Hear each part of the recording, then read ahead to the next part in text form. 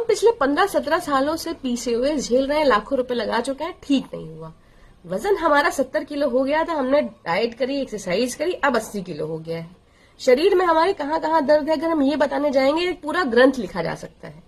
अब ये देखिए, हमारी ये वाली आंख सूज गई है, एक दिन और रुकेंगे ये वाली भी सूज जाएगी और ऐसे हम कोरियन जैसे हो जाएंगे, छोटी छोटी आंख लेके।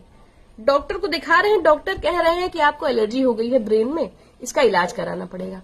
लेकिन मुझे पता है कि एलर्जी नहीं हुई है मुझे। हमारी सफेद जिंदगी में कोई